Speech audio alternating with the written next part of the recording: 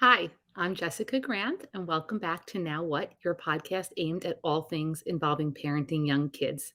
For those of you who haven't met me before, I am a pediatrician at Manhattan Valley Pediatrics, a pediatric office on the Upper West Side of Manhattan, mom of two kids, age 5 and 8, and your host for Now What. This podcast was born of the idea that parenting, though rewarding, is incredibly hard. It is the only role I have that I don't get any feedback. I go to bed at the end of every day not knowing how I did, and oftentimes not feeling like I did a very good job. And so I am here today to bring people on who talk about different tips to make parenting a little bit easier, and more importantly, to reassure you that you're not alone. It's hard for all of us. The fact that there is no one way to do things means that there's lots of right way to do things. And today's podcast is particularly fun because it's aimed at my third most feeling parenting, right after it's rewarding, it's hard, and it can be quite boring. And today we have on Brittany Bacharach, the mom behind Stay at Home Activities Mom, who puts up amazing things to do to keep your kids busy. To that end, let's bring on Brittany. Hi, thank you so much, Jessica, for having me. My name is Brittany, and I am the mom behind Stay at Home Activity Mom. So I live in the San Francisco Bay Area with my husband and my three kids, ages 8, 6, and 3. So I'm quite busy. And I was a teacher prior to becoming a stay at home mom. Then in March 2020, at the beginning of the pandemic, I was home with my kids, as we all were. And I had friends and family texting me saying, "What do I do with my kids at home? Please give me ideas. How do I, spend this time with them? What do I do? Can you give me craft ideas, activity ideas?" So I started posting on my personal social media account, just simple activities that I was doing at home with my children. And then shortly after, decided to just make my own social media account just for the activities, thinking that I would just have a few friends and family follow. I never had any idea that it would turn into a full business and where we are today, but I absolutely love it. So I continue to share daily activity ideas on my social media. And then my business, my website also provides a ton of other learning resources for purchase and for free at stayathomeactivitymom.com. So thank you for having me. I'm really excited to be here. Absolutely. I think the fact that it's taken off is a testament to the fact that we need help. We need ideas to do.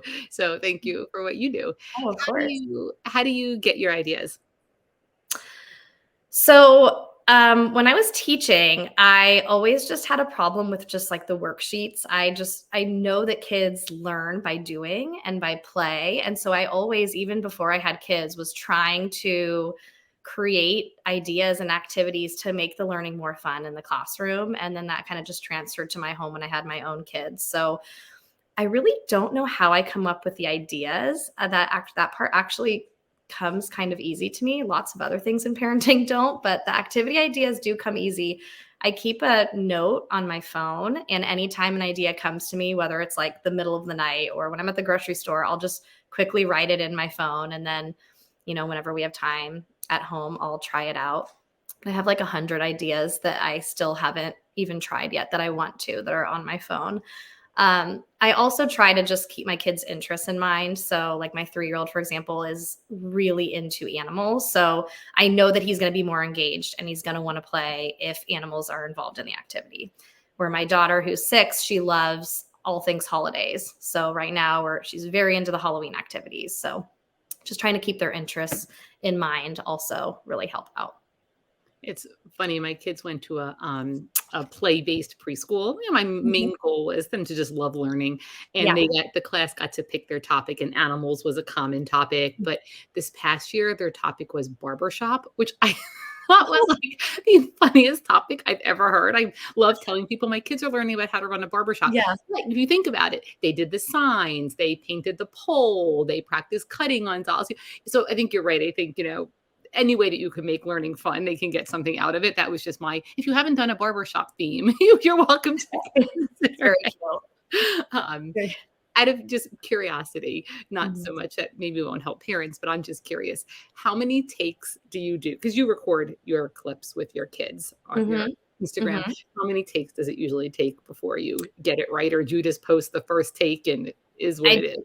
I usually do it, honestly, the first take. I don't have the time to do multiple takes. And I kind of think that's what I love about my page. It's really real. So like I'll even share sometimes an activity that doesn't go great. Like I'll put it out and I'll think it's this great idea. And then, a minute into it, my son's like, I don't want to do this. And he walks away. Like sometimes I'll share that too.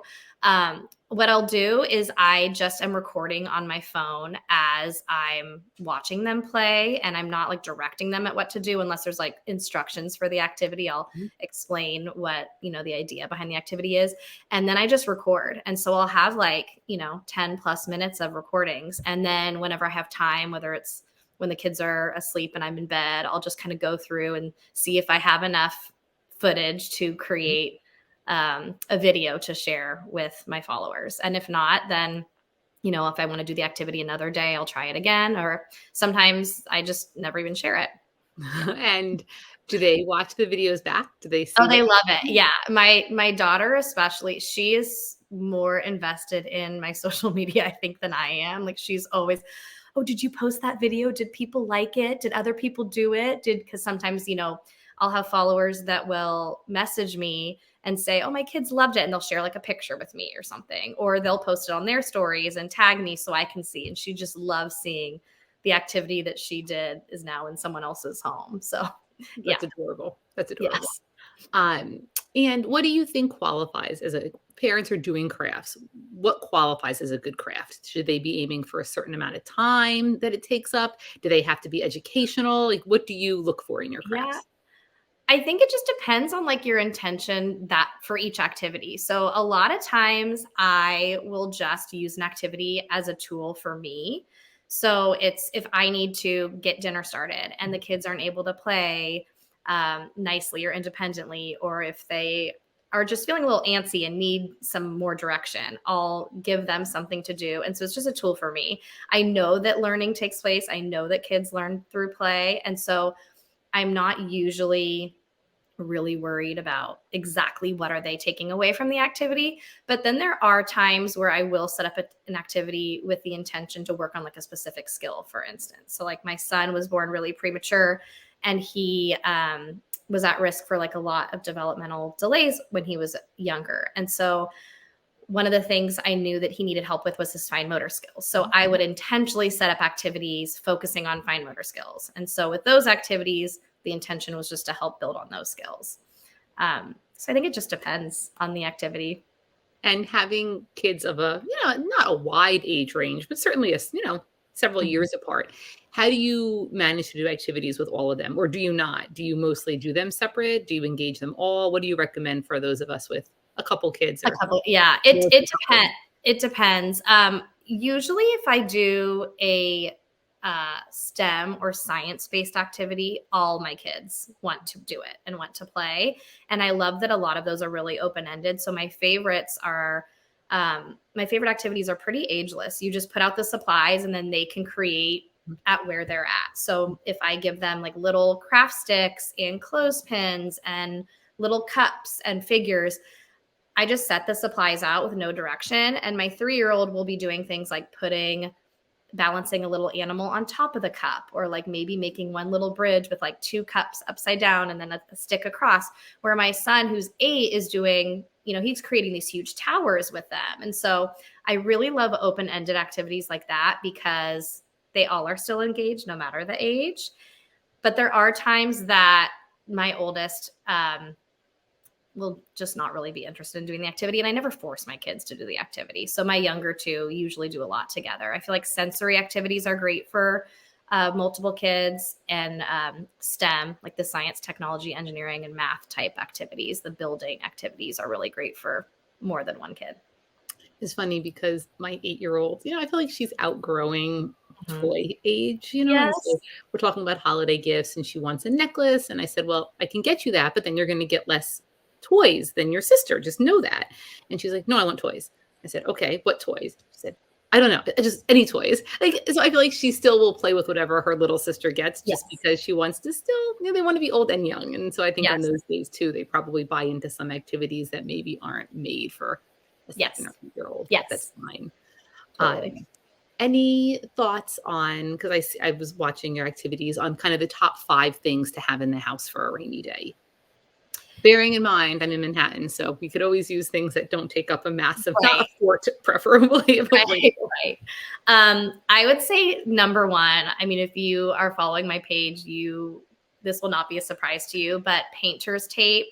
We love painter's tape. Kids love playing with tape. I'm not exactly sure why they think it's so magical, but it really is. So I get painter's tape in multiple colors. And then I feel like if you just have that, you are really set to have tons of activities. But painter's tape, at least just the blue color, if not multiple colors. Um, Pom poms are great. You need to be careful when you have the younger kids because the smaller ones can be choking hazards. But um, even when my kids were 2, 1.5, 2, I would just get like the bigger ones, like 1.5 inch, 2 inch ones. And then obviously I'd be supervising while they were playing. And pom poms are great for lots of activities. Dot stickers are another favorite. We always have like the colored dot stickers that you can just buy in sheets. Are they And just like just circle yeah, flat? they're like the little circle labels. Okay. They come in tons of different colors. We use those all the time. Sometimes I'll just give them paper and the dot stickers, and they will just create art with the stickers.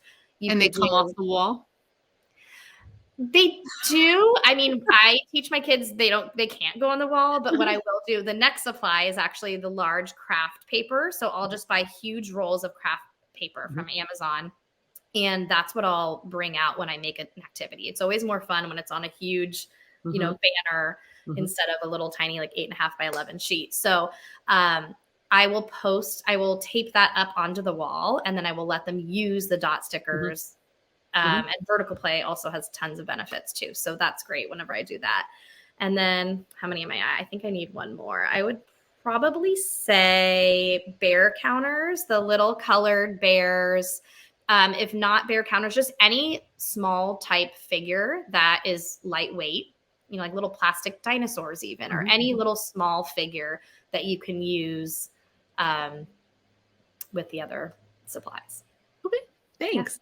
And do you set up a craft area in your house? Like, what do you recommend? Do you leave them out for the kids so they can get it when they want, or do you kind of put it away so it's special when that stuff comes out? How do you kind of approach craft stations?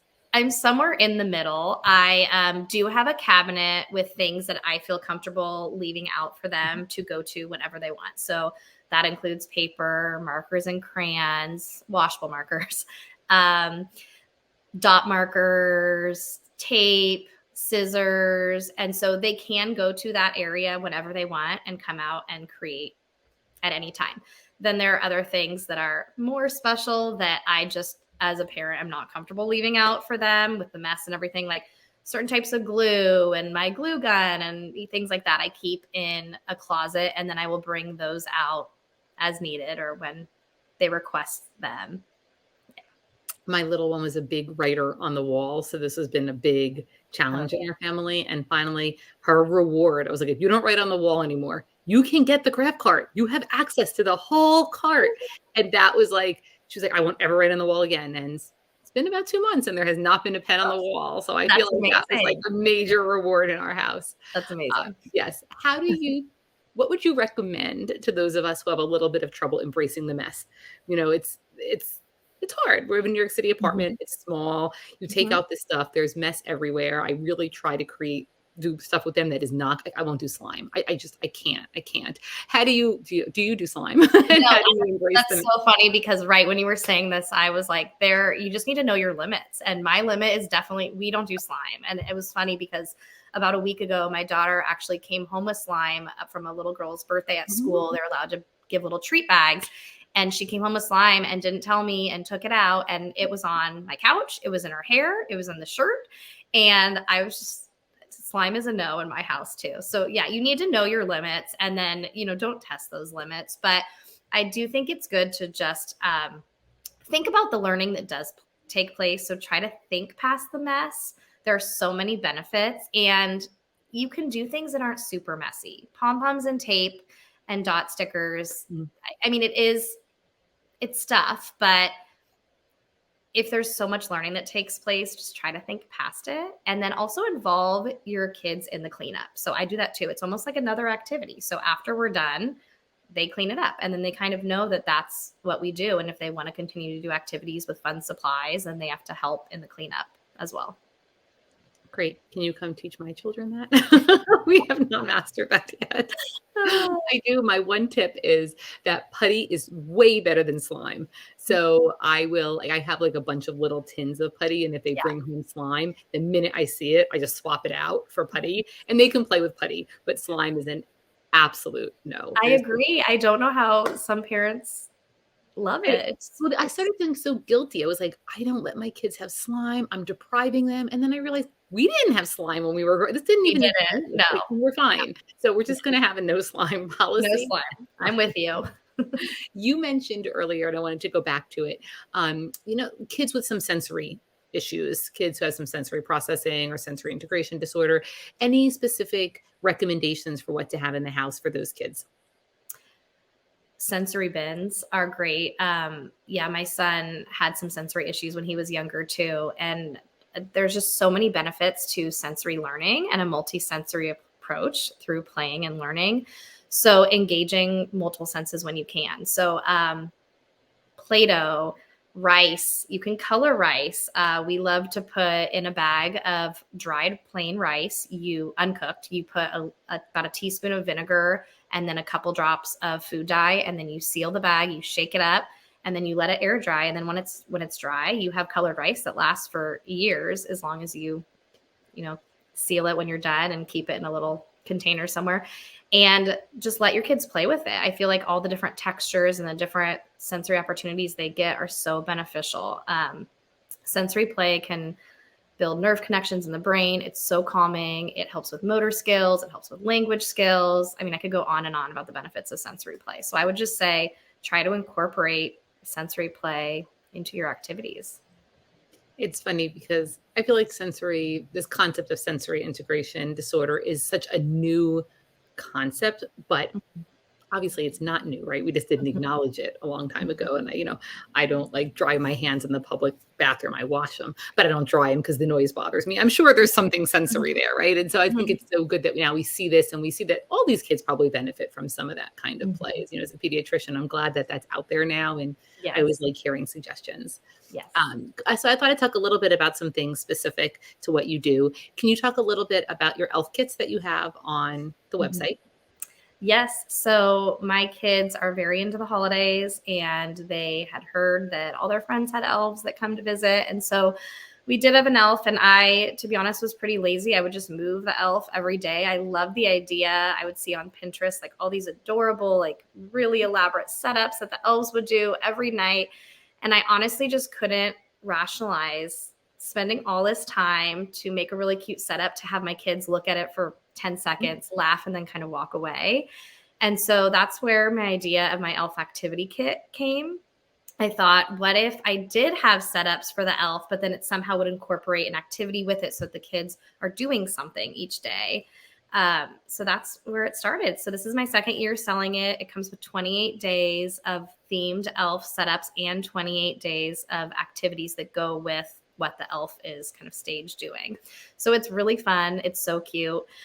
And yeah, it's one of our like best sellers each year. That's amazing. Does it come with the things that you need to do the Everything. activity? I mean, Yeah. I'm sure we're supposed to have tape or whatever, but Yeah. for the most part, we did a activity box with my kids that came once a month, and the stuff didn't come with it. There was a big gap. You did something, you waited 45 minutes, you did something else, at which point my kids were like on a different planet. They were not interested in returning. No, they're all done in a contained period of time, and they're all individually packaged. There's a booklet for the parents to like easily look through and see all the supplies are in the package. And then if it doesn't fit in the small package, if it like contains a printable, then that's in the box, and everything's labeled. Everything is there for you. There's even painter's tape in the kit. So, amazing. yeah. It's worth it for that alone. And can you do the activities if you don't have, like, if you don't do elf on the shelf in your house? Like, could you just get like an elf that you just do it with, or do you need really to have the concept already built in for elf? No, you really could just do it. I mean, you would probably want some sort of elf because it comes with like little costumes that you'd put on the elf. And so that's part of it.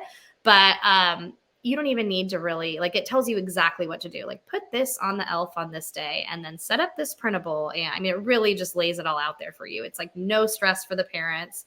You are not going to be up late at night. You're going to be doing, it's going to take 2 minutes to set up, and then your kids are going to be playing for longer than 2 minutes, which is always kind of my rule of thumb. Like, if I'm setting up an activity, I want the kids to be engaged for longer than the amount of time it took me to prep the activity. Right. That's awesome.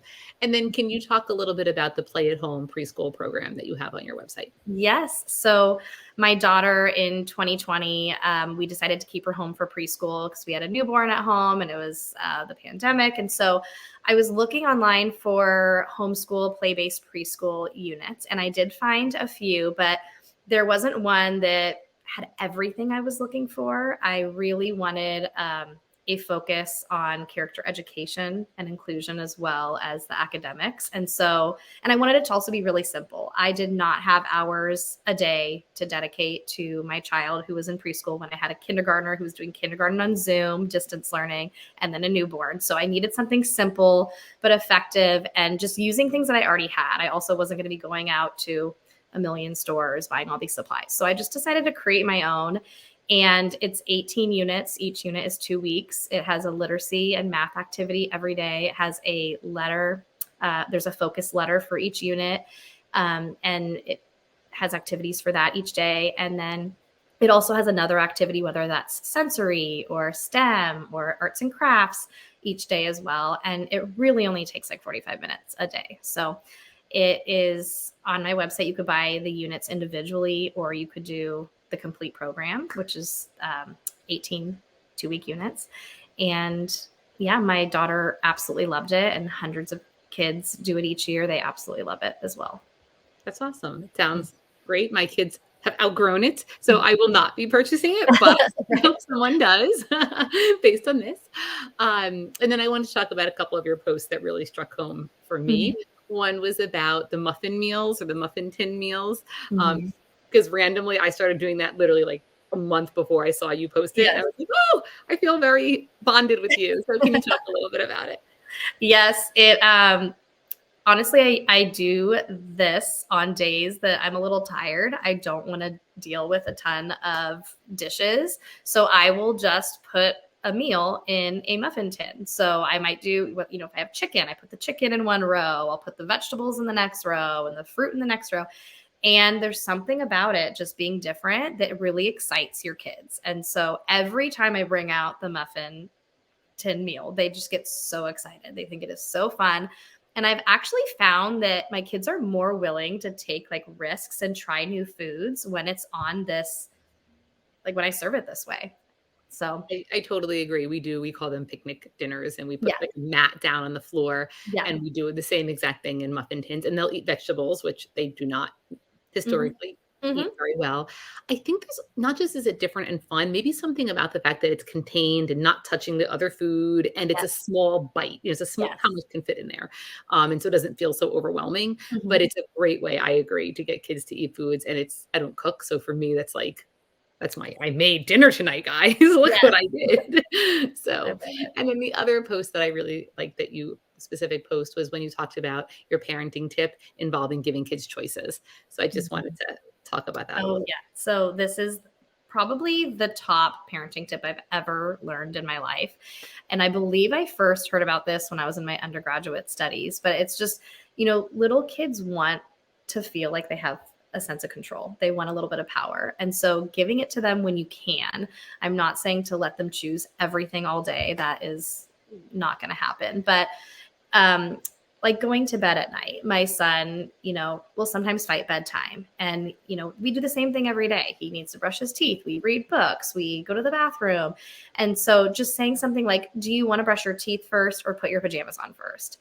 Really gives them a sense of control and power. And I feel like he's less likely to put up a fight. And so when possible, I do try to offer 2 choices, sometimes 3, for things that, don't really mean anything to me. Like they're going to be doing all those things anyway. Or, at lunch, I'll say, would you like cucumbers or bell peppers for your vegetables? So things like that. I Really talk helpful. about it a lot in the office with my parents of kids around 3, and it's funny because 'cause they'll say, like, "But don't they have to know who's in charge?" I'm like, "No, no, they know who's in charge, and there's plenty they don't get to Yes. pick. They don't get to pick if they go to bed. They don't get to pick if they go to school. They don't get to pick if they go to the doctor." So when Mhm. they can pick, I agree, a limited number of choices can Mhm. really get them Mhm. engaged and make it sometimes easier. Sometimes I feel like you're not gonna win Right, right, no matter what you do, and that's okay too. right. So as we head into the end of the October, would you be willing to share kind of one Halloween craft to do with kids that people can take away and try doing? Yes. So one of our favorites that my daughter actually did this yesterday too. We call it foil spray art. So we take a piece of foil, like paper size, and we put it in like a baking dish. And then I give my kids washable markers and I let them draw all over the foil. So um, you basically want the whole foil covered if possible. And then after that, you take some sort of printable, or you could you could draw a witch's hat, or you could draw a ghost on a piece of paper with a permanent marker. And then you spray the foil and the marker. So it's kind of like wet marker on the foil. And then you put the paper face down and press it onto the foil. And then you reveal it. And it's this really beautiful kind of tie-dye looking um, piece of art. And my daughter just loves it. So, I mean, we've done bats, we've done witches' hats, we've done ghosts. And it really is endless and it never gets old. They always look different. You put different colors out. And So you yeah. color the tin foil with like any markers, doesn't matter what kind of marker? Washable so that it kind of bleeds when you spray it. And you spray it just with water from like a So you spray bottle, spray you mean? water. If you don't have a spray, I also will take just like a wet paper towel and just And like water. drip Okay, it, drip okay. the water so the water kind of bleeds. And then you put the paper face down. And then when you reveal it, it's really beautiful. I can totally see that. Great. Yeah. We're going to try it this weekend. Well, my husband is. I'm working. And I will add based on that actually, the other thing I think you need if you have crafts is a baking tray. For those of us who don't cook, Yes. I did not Yes. really realize that you need those, but they feel like they contain some of the mess to go They do. back to my like containing Mhm. the mess. So I'm going Mhm. to count that as another supply people. Perfect. And as we wrap up, any thoughts on, things people top 5 toys for the young kid for the holiday season as we head into gift buying time of the year? Anything you have on your list to buy your kids right now?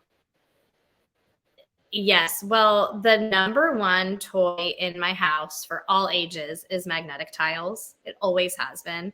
They're a little pricey, but they are worth every penny, in my opinion. So we love the brand Magnetiles. I'm always purchasing them as a holiday gift each year to just add to their collection. They're great for travel. They are just so open ended, and it truly is the toy that's played the most with in my house. So magnetic tiles, if you don't already have them or you want more, I would say that is definitely number one. I do think it's important the toys that you have in your home. Um, you know, Play is like the work of childhood. And so having good toys kind of does matter. And so I love toys that are open ended. They just provide a lot more opportunities for play in different ways. And so I'd say maybe a good set of building blocks. Mhm. That'd be probably another one. Um, a dollhouse.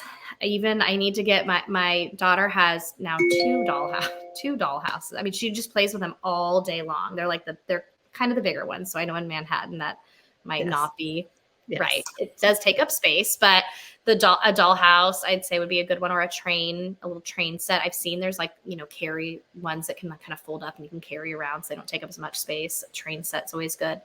Um, Anything for pretend play, Yeah. whether it's dress up or a little tool shed or pretend play, things are great. And then also one of the most underrated toys I would say are board games. I think that there's just so many skills that they learn through board games. It's great when you have more than one child because then they can learn how to play together. So I'm always looking for new board games. So I would say some good board games for the holidays. Perfect. I Yeah. love where it's hard because I have one kid who loves board games and I love board games, and one kid who loves them less and also doesn't tolerate not winning. So we're very into a lot of the cooperative games right now, which Right. are fabulous. And I second the idea of pretend play. I think the single most important thing a kid could have is the kitchen set, the pretend kitchen set, because Mhm. I feel like they really grow with it. My little one still just pretends to cook. My older one makes her friends come over and there's a bunch of 8-year-olds and the one thing they want to play with is the pretend kitchen. I'm like, haven't you out? My husband keeps saying, when can we throw this big thing away? And I keep saying, you can't. They're making a Yeah. restaurant. It's still Yeah. being played with every day. Do not get rid of the one thing they play with. It's also great Right. for storage of everything else we shove Yeah. in there as That if it's is That is true. so that helps in Manhattan. So wrapping up, what's next for you? Where are you going to go from here? I'm really not sure. I'm going to kind of take it day by day. I am definitely going to do the elf kits every year. I would love to open up some new holiday and seasonal learning resources that I might try to start sometime soon. I've thought about doing online courses for parents that parents could download and then watch at their own time. And then just continuing my Instagram. Now that all 3 of my kids do go to school, I have a little bit more free time. So I am just excited to see what other learning resources I can create and help parents. No, thank you for sharing all of the activities with us. There is nothing better than getting up in the morning and feeling like I've got this Saturday. I have some things to do. And even though it's raining, I can handle it. So thank you for that. Oh, you're Any welcome. final words for people listening? Just thank you guys for being here. This was so great to be a part of this. And if you do not follow Stay at Home Activity Mom, I'd love for you to come check out the community. It's really nice to know that there are other parents going through exactly what we're going through. And it's a great community to be a part of. So thank you so much. Thanks so much, Brittany. Bye. And thank you guys for tuning in today. I encourage anyone who hasn't checked out Brittany's page to do so. As she said, painter's tape, she has like a million ways to use it. And I think that's great for those of us in New York who don't have a lot of space. For everyone, thank you for tuning in. If you have not seen any of the other Now What podcasts, please go check them out. We've had some really amazing guests talking about lots of fun and interesting things on parenting. And until next time, have fun with those kids, try some new activities, and thanks for tuning in. Bye now.